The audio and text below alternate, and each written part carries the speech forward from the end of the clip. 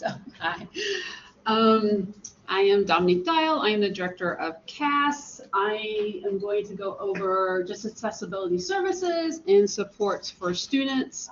Some of this is probably a refresher, but there's a few things that have changed. So first, I'm going to give a brief introduction of CAS and some numbers. Then we're going to talk a little bit about responsibility. So when it comes to CAS, the student, faculty, some common and uncommon accommodations that you may see. We do have some changes for spring. We're trying to get faculty to know about now. So if you want training or assistance with it, we can schedule that. But there are some services we offer for all students, so we want to make sure everyone's available or aware of those. And then some tips and takeaways. If there's any questions, hold those for the end. So first, CAS, what we do. So we're all about campus access and accessibility. So that could be physical accessibility. We have students who need assistance in, making sure the classrooms are in accessible spaces, that the elevator goes out, how are they getting to class? But then more broadly known is about the students' ability. So the accommodations we offer and allow students to learn to the best of their ability. One thing we do want to point out is sometimes we're asked how students get accommodations. It is an interactive process, so the student does have to talk to us. It's not just handing us paperwork and saying, this is what I had in high school, this is what I get now. So students do have to meet with us, talk with us, talk about what they used before, what they're asking for now, and we figure out together what we can offer. And one thing, everything is confidential, so we will never share with the faculty or even administrators why a student has accommodations. We let our students know that that information is confidential. If they choose to share it, that is their choice. But again, we encourage them not to do it because then that can open the door for other concerns. Could I ask a question in the middle? Yeah. So let's say somebody gets injured or something, they don't need like permanent anything, just for a week or two. Is that possible? How do they go about doing that? Yeah, so we do have students who may be athletes who've been hurt here, or maybe they've been in a car accident, sustained a head injury. We can do temporary accommodations, are time limited. We've had actually a student, I think it was this semester, who had an injury and literally needed the accommodations just for a couple of weeks. So that's what they got. So it is possible. One thing I'll talk about in a little bit is how, we try to make this a faster process so students aren't waiting weeks. So yes, but yeah, we could do provisional while students are waiting for all their documentation. We can also do, again, temporary or time limited, but I would say 98% of the students we work with are they're here the entire time, the accommodations. But yes, we are here for short-term disabilities as well. I'm all about numbers. I think it's a good way to show what's happening. So I only went through the last year. So this time last fall, we had 203 students sitting in class using accommodations. And then we had about 109 who were approved for accommodations but didn't use them for whatever reason. So 312. As you can tell, it has steadily increased to this fall, where we have 261 students as of today sitting in classes. They are in 541 courses. We have about 175 students who have accommodations but are not using them for whichever reason. But as you can tell, we went from 312 total this time last fall to 436 right now. So that's a big increase. We also know, based on our enrollment in national data, we should still be serving closer to 1,000 students. So we're getting closer to it, but we still know there's a lot of students on campus who may benefit from our services and just aren't connecting with us for whatever reason. But as of, actually this should say this morning, 183 students who are enrolled next semester are connected to our office and already telling us they're going to use their accommodations. Normally that number is about the third week of school. So we're trying to get them to be more proactive and have everything from the first day of class. So for students, one thing is they do have to self-disclose. Again, to our office, we're not asking them to disclose to anyone else on campus because of confidentiality and privacy. Students can apply for accommodations at any time. I know we would love for all students to apply for accommodations before a class starts. Unfortunately, some of our students wait. That is fine, but we tell them it's not retroactive. So if they waited till now to do their accommodations, they're basically in effect for the next 3 weeks. They don't get to redo the whole first half of the semester. We tell the students, like, once you're approved for accommodations, let your instructors know. For our returning students, we tell them, let your instructor know the first day of class, first week of class, just to make sure they got your notification. Some students are very hesitant to talk to their instructors. I'm like, send an email. It is okay. We do encourage students to talk to the instructors about how exams or accommodations can be handled. One of the examples we have every semester is we have some students who are in courses that have like a hands-on or practical exam. Best example is I can't have a car from automotive brought into my office. So I'm like, you may do the hands-on part with your automotive faculty, but then like if there's a paper pencil test, you can come to our office if you would like to. So it is up to the student when they want to use their accommodations. We have some students who want them for every class as a safety net in a way. We have some students who are like, I only want it for math and science. It's up to them, but we do let them know that if you don't activate your accommodations, your instructor will not know you have accommodations, and then you can't say they denied you. You didn't tell us. We never notified them. That usually comes up as the semester goes along. And again, not retroactive. I will say that many times today. Sorry. Yeah. So retroactive means that next semester you have to. No, so like if they apply today for accommodations, it doesn't date back to the first of the semester. So they don't get to retake tests with extra time or turn in missed homework. Some of our students think, and it may have been an accommodation they had in high school, like they could retake tests. I have seen that as a high school accommodation. We don't offer that here because that could be a class modification. So I'm like, if your instructor allows you to retake the exam, that's their choice. It's not an accommodation. We're not asking them to do that. So once you get that email with what they're approved for, that's the day it starts. Yeah. So every semester they have to activate? Yes. So they're approved for an accommodation, but they have to let you know which classes they want. Yep. That's to activate it. Yeah. So they renew and then you identify which. So may be able to show it to you. I have a fake student in our system. But yeah, basically they can log in and it will show them their schedule once they're registered, and they like, oh, I'm in these 5 classes. I want all my accommodations, and they click which ones they want for each class. And that's what we notify the faculty instructor of. So if they skip an accommodation for whatever reason, you guys wouldn't know. They don't have it. So we spend a lot of time with students being like, you understand, if you don't ask for your extended time, they're not going to know to give it to you. So yeah. So holiday season is coming. My Christmas wish is maybe there might be a system next door. People are sitting with the blackboard people. Maybe there's some automated system. We have to add in the blackboard anyway. Yeah. Double time or whatever the accommodation is. Perhaps if somebody's approved, it automatically gets added. So, yeah, I don't know. That's a good question. No, it does not. But just saying in future, maybe. Always good ideas. Yes. Because we know students will come to our office or the testing center to take an exam, and they'll be like, it's a Blackboard exam. And before they start it, we look at how much time is on the screen. And we're like, okay, the instructor said the class is getting 60 minutes and yours shows 60 minutes. Do not start.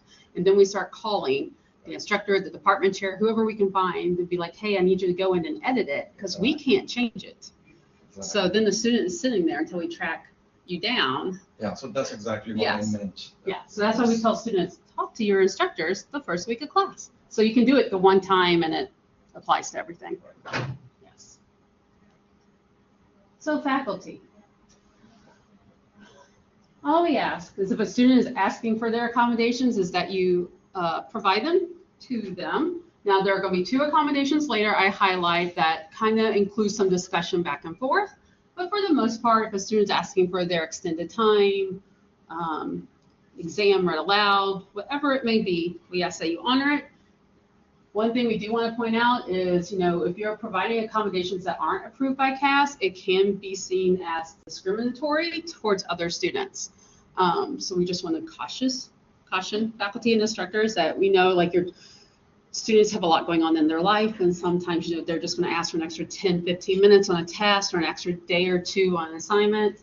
It's not an accommodation. We're just asking for you to think about it before you do it, because if another student finds out, they could be asked why you're discriminating against them.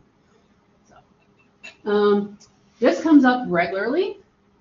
Only individuals allowed in the classroom are the students registered for the class and campus staff. We regularly get requests that like a student with a physical disability, like their parent wants to be their caretaker and sit in the class. No, you're taking a seat from a registered student. So there are times we have students who have caretakers. The caretaker sits in the hallway. They are not supposed to interrupt instruction. They're not like, if the student needs something, they can come in and help, but then they're not supposed to stay in the room.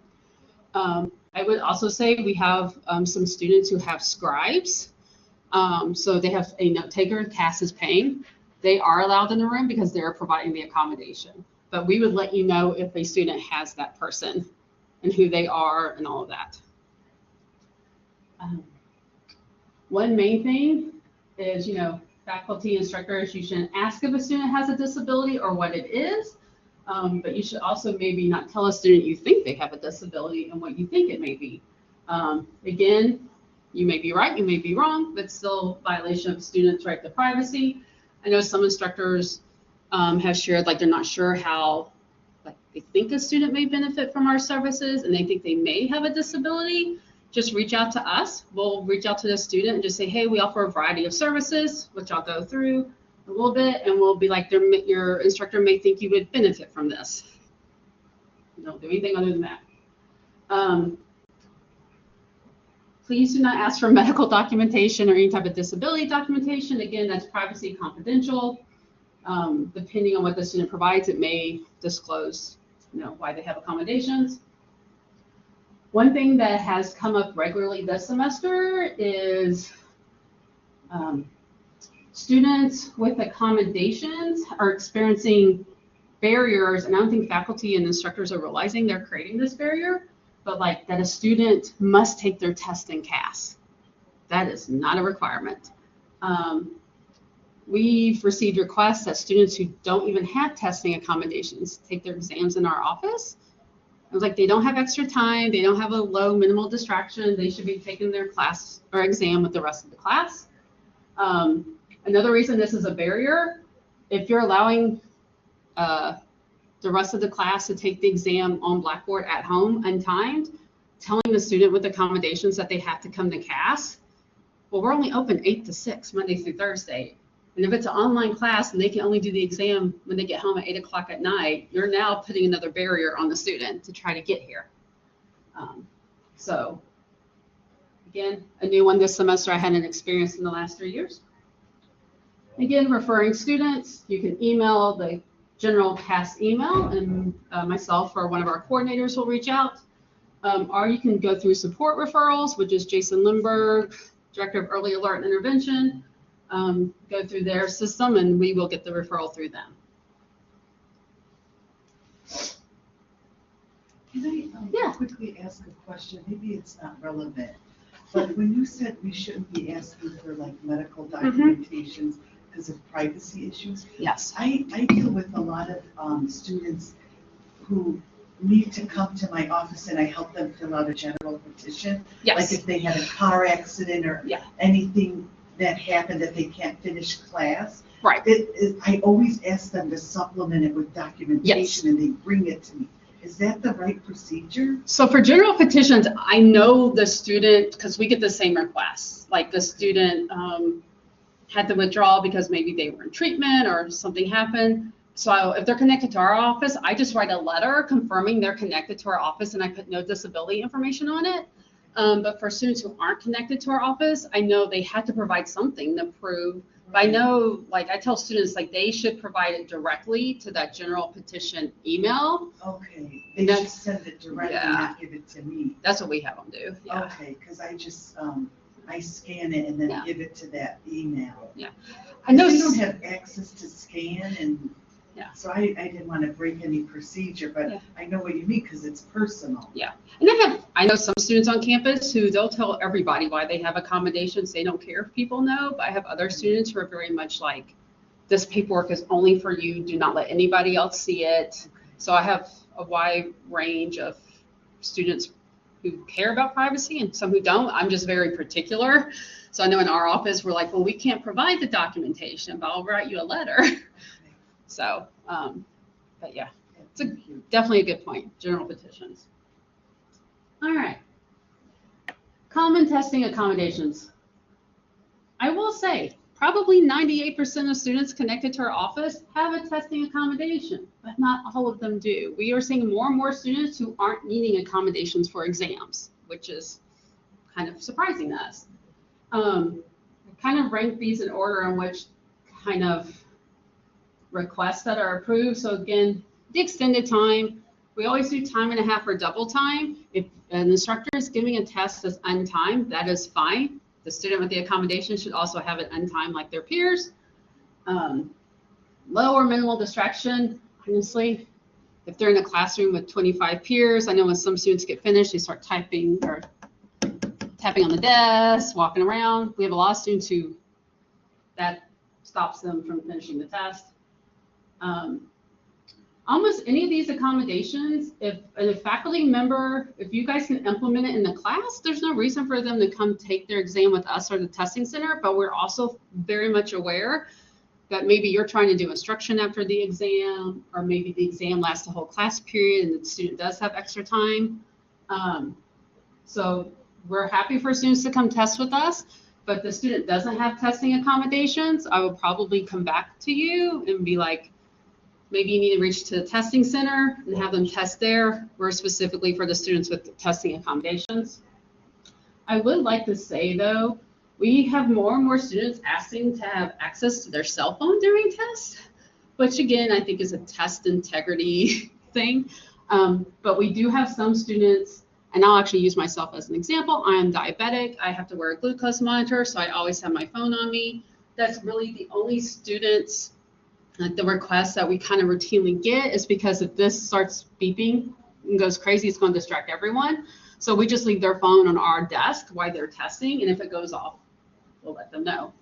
But yeah, anything technology related, we have laptops students can use, we have computers.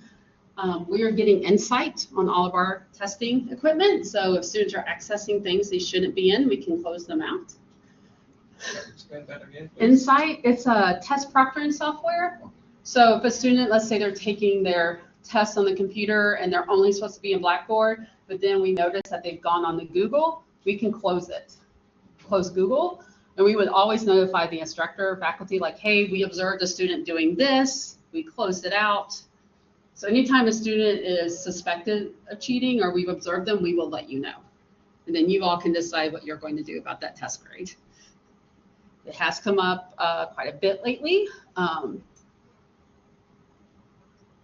yeah, so we proctor our room, has security cameras, so everything's recorded.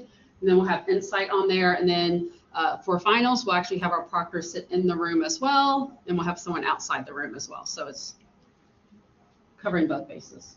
Yeah, is that software throughout the campus on computers? Or It is not. yours? I had to request it. I know the testing center does have it. Testing center, Yeah. that's not something. Yes.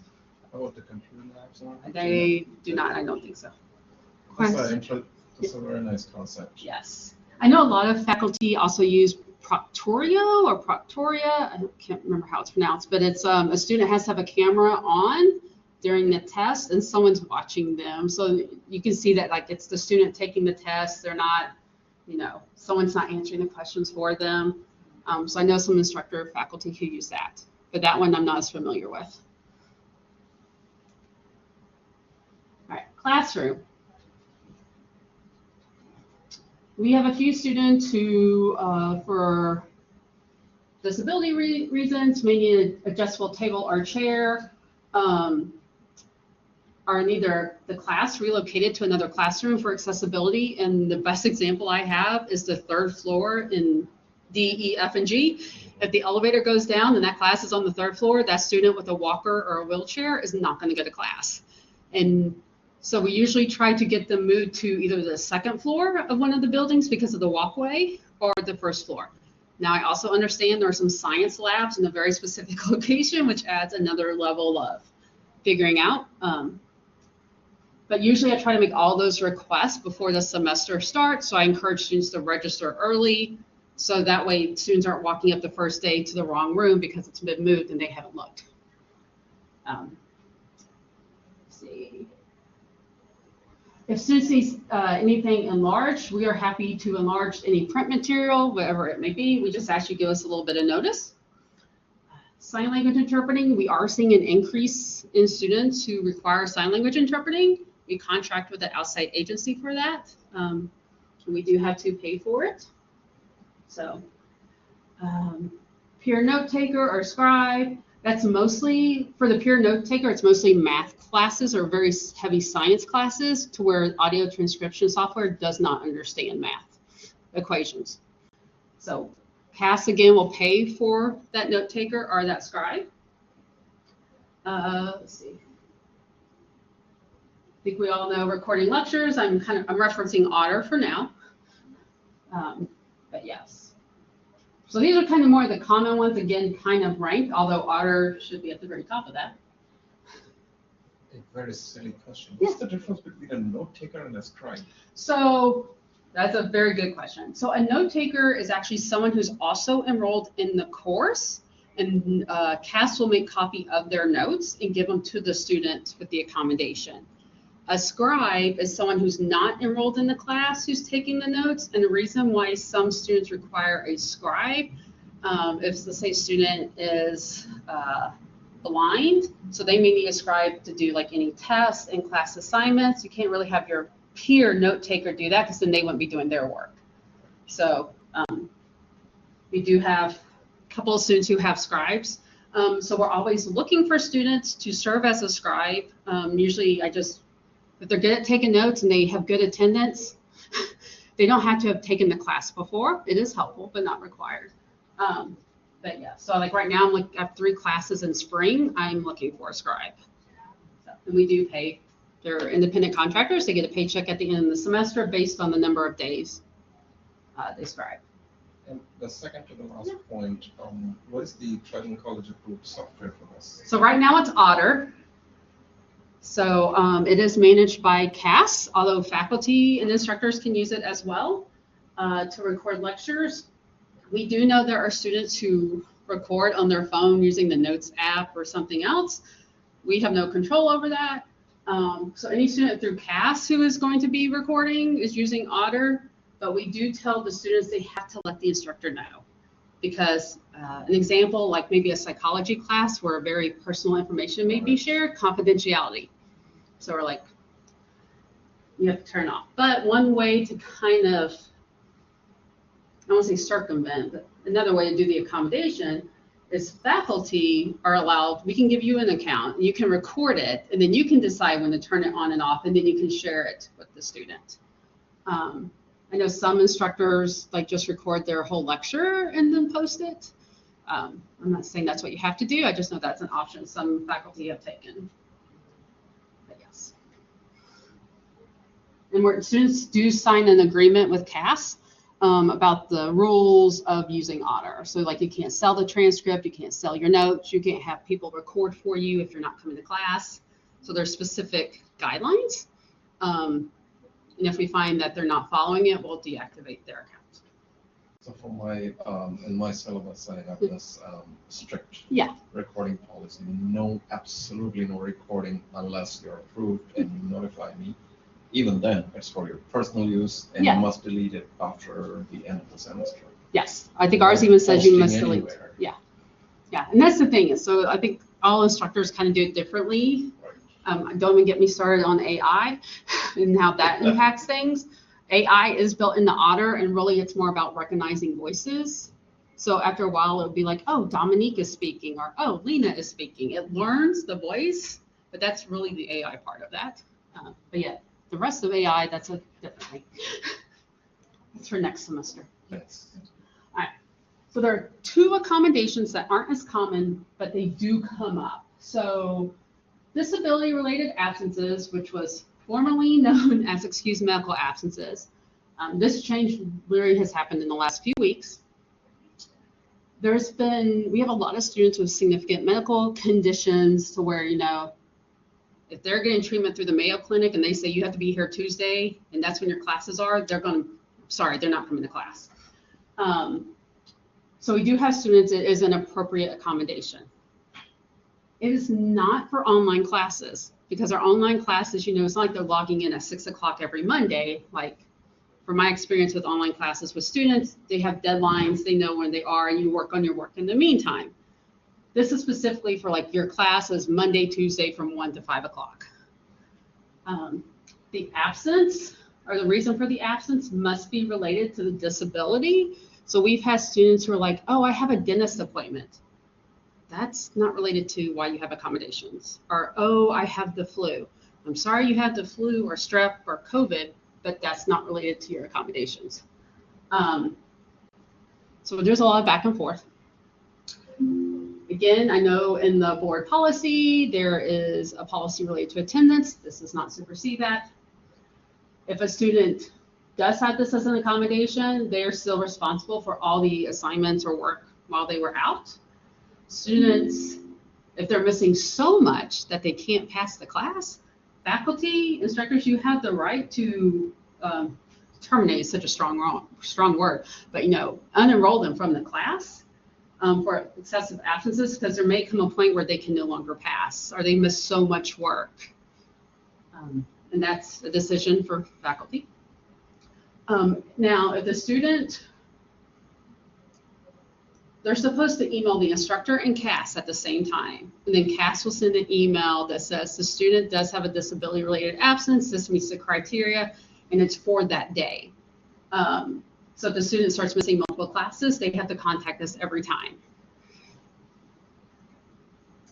Now, if they wait and email us a week later, I'm going to say no. And one thing, and this is probably where it comes up the most, is students, again, enrolled in classes didn't tell us they were in class, and then they start missing class, and they said, well, I have this accommodation.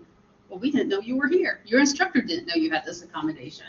So it's not retroactive. Like I said, I'm going to say that word a lot. So we have had students who came in the last few weeks and missed like a week or two of class at the beginning for being ill, but they weren't connecting with us.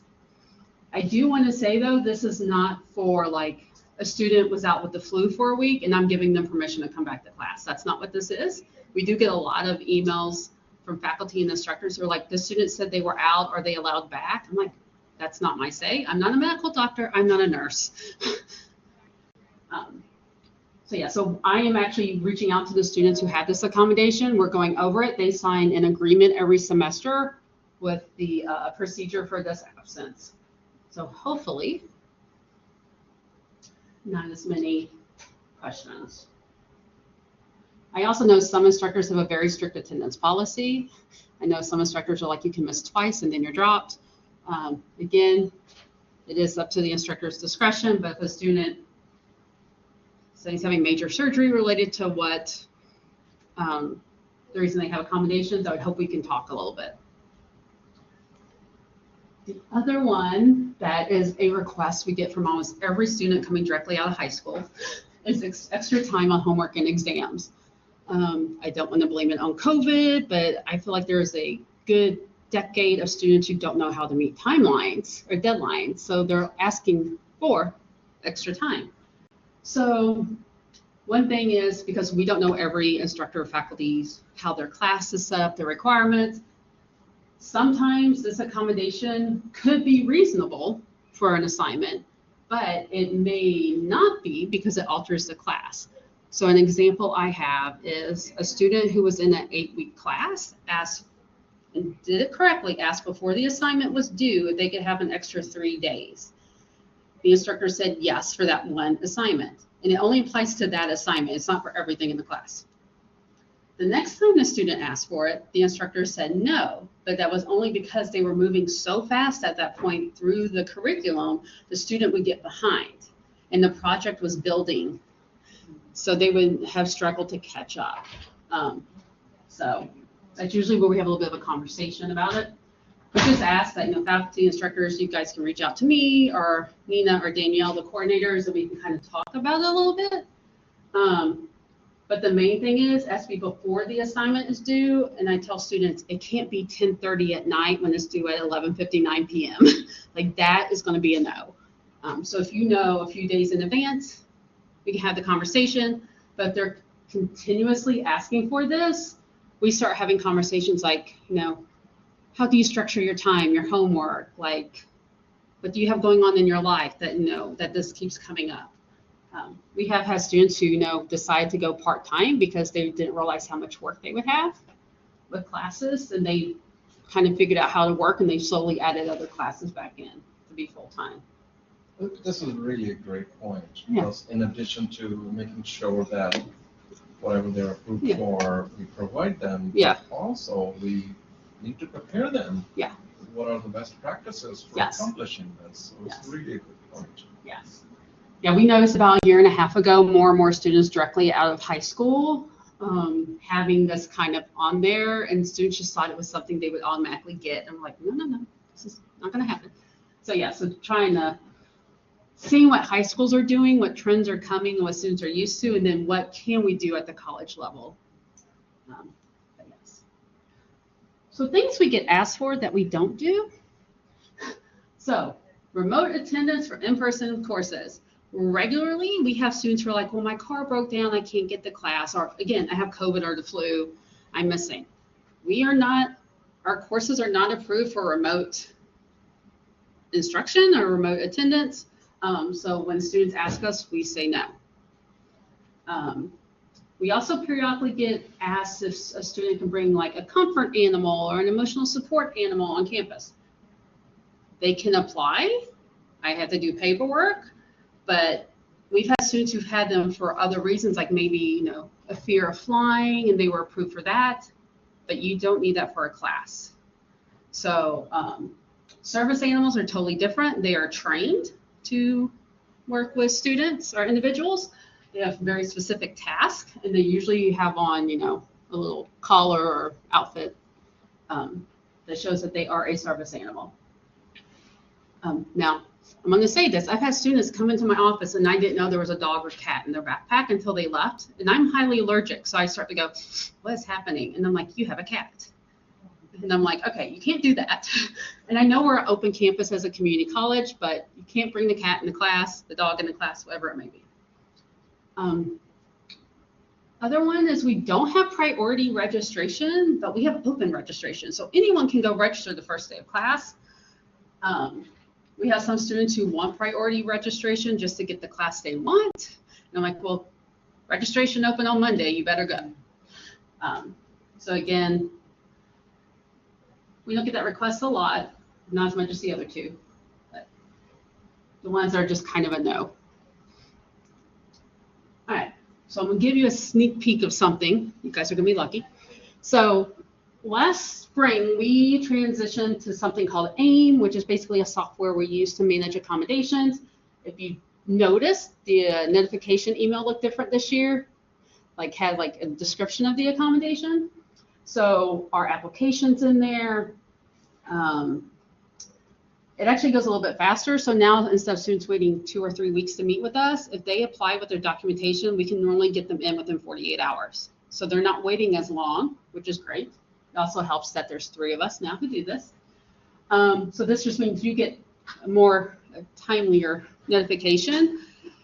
Starting next semester, we're going to manage our testing request out of it. So there is an instructor portal. I'm just going to show it to you. It's actually the same thing the students see. Let's see if this works. Oh, sweet. So it is in the portal on the student academic resource card. It says accommodative services. It goes to this page. And also on the CAS web page for new students to apply, it goes to this page. So applying for accommodations the first time, they go there. They're returning, they come here. But there is an instructor portal. So this is where instructors, you'll be able to log in, submit your faculty test forms. And let's say you have 5 people in your class with accommodations, you can now do one form for 5 students. Nice. I think that's the biggest selling point I have for Yes. faculty, is you don't have to fill out one for Johnny, one for Julie, one for whoever. You can just do one for everybody. Different accommodations. Yes. So we do have some instructors who have multiple students in a class, and I have an example. A rhetoric teacher came today and took like 7 or 8 faculty forms. I'm like, oh, let me show you this other way. So you'll be able to log in through here, make those requests. You'll also be able, like if you can't find the email with the students' accommodations, you'll be able to see it in here so you can see what they have. So this is going to be our new landing spot. You're gonna still keep the, what is it, 48-hour? Yes. Yeah, so the 48-hour is only because a lot of students would just walk in or drop in to do the test appointment. And we've had students literally walk over from the classroom like, hey, I'm here to take my test. I'm like, I wasn't expecting you. So then we're tracking faculty down who are normally giving the test at that moment. I've interrupted a lot of exams walking in. So yeah, the 48 hours. And the thing is, you can do this anytime, 24/7. So I have some instructors who regularly email us at 2 and 3 in the morning. At least now you can log in and do this, and it will log it right then and there. It's not waiting for one of us to come in at 8 a.m. Some schools require 7 days notice. So I feel like 48 hours is good. But so we'll have, by the time everyone comes back in January, handouts with screenshots on how to do this. Staff will be available to walk faculty through it. So we know it's going to take some time to get used to.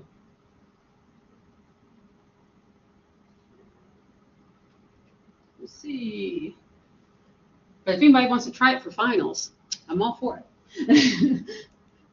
This semester, you mean? Yeah. I might. Yeah. We'll see. I've been playing with it, but it's kind of nice to get an actual faculty member to try it so you guys can tell me what doesn't work. So usually my students, they just check it in the class. But if there's a request, I'll connect with you. Perfect. So even though we're the accommodations office, there are some supports or services we offer all students. So we just want to make sure everyone's aware. So the first one is text to speech, which is basically screen readers, which with digital accessibility, I know we've talked about screen readers a lot, that everything must be able to be read by a screen reader. A lot of them have different voices. You can change the speed. Right now, we use Kurzweil software for it. And actually, they just released a feature to where it can now read math formulas, which is great.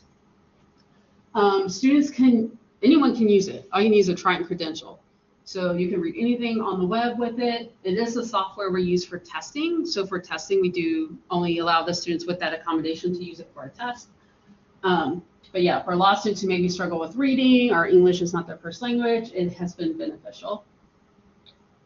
And again, that's open to everyone on campus. So you don't have to fill out any paperwork. You can literally just log in with your Triton credentials.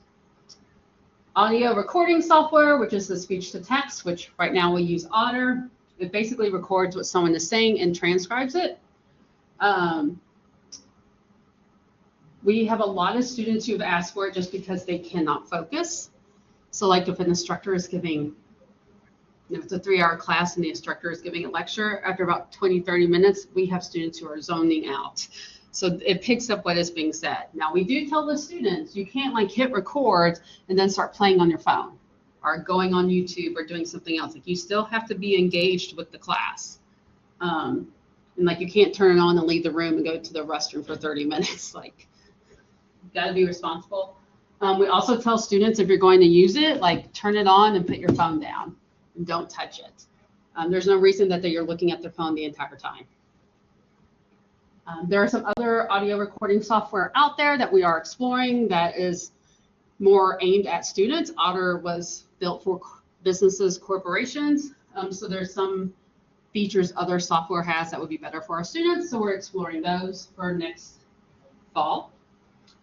But again, if it's not an accommodation, faculty, you all can tell them no. If it's an accommodation, we ask the student to tell you. The one thing that was, I won't say new this year, although we piloted it last year with some students connected to CAS, is academic coaching.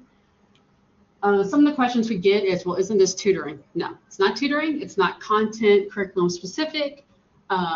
although there's usually a little bit of overlap, but we're not doing tutoring on chemistry. We're not doing tutoring on, English.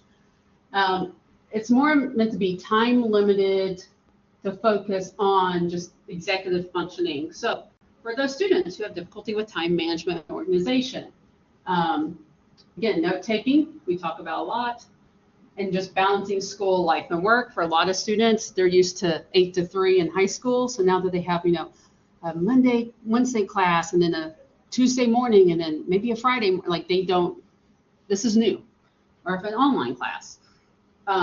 So we talk about, how do you manage and organize your time? How do you read a syllabus? And instructor says major project is due week 5. When did you start working on that? Not week 5.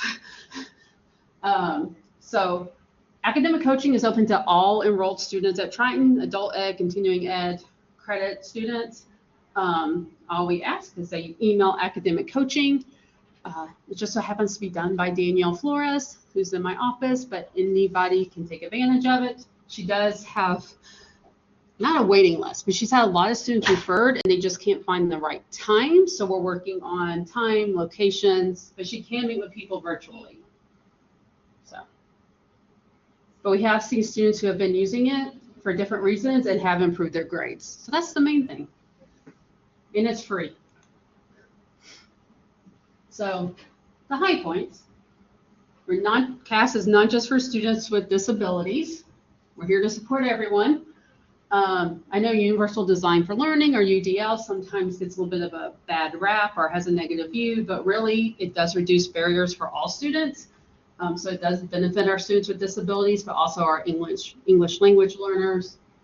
CAS staff, I've gone to departmental chair meetings in the past 2 months for all our departments. But we can also have, if you have questions, we have one-on-one meetings. We can come present, show you how to work on AIM as a group. I know there's going to be a learning curve. So we are here to not just help students, but also help faculty. So as long as you give me a couple of days notice, I can usually make time to meet with someone and go over it one-on-one. Also, don't be afraid to pick up the phone and just call us and ask, which is what a lot of people do. Yes. So the only picture in the whole presentation to make it accessible. Any questions that haven't been asked? Or any other good ideas, like the one with Blackboard, I'm going to remember. So easy peasy. Our hours, we are closing at 5 next Wednesday because it's the day before Thanksgiving. But we will be here through finals. Normally during finals, we partner more at the testing center for exams, just because we have our volume of exam requests go up. But the first exam we give a day is at 8:30. So that gives us at least 30 minutes to set it up. But yes.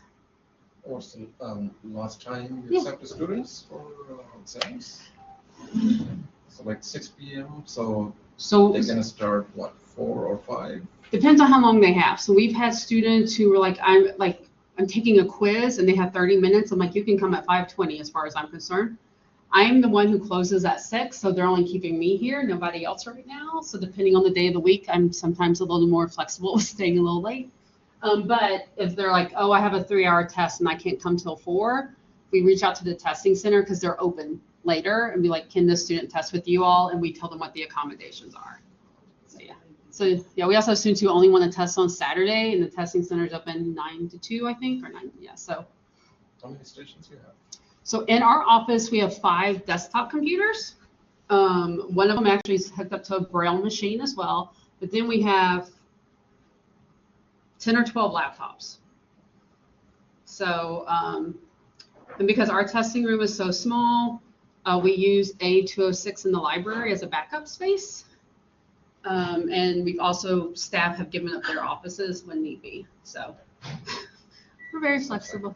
Yeah, like I have a student who has to voice dictate all her exams, so she's usually in one of our offices, and then we just monitor her through the window in the door.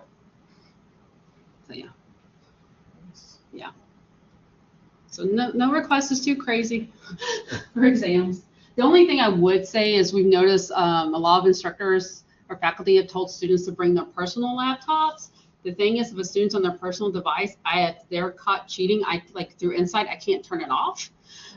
So usually we tell students like you can use ours, because there are certain things they can't access. So, which is usually the only time students give us kind of pushback. But yeah. Thank you so much. No problem. Appreciate it. Yes. That's great. Now you all can go out and tell everybody else. Yes.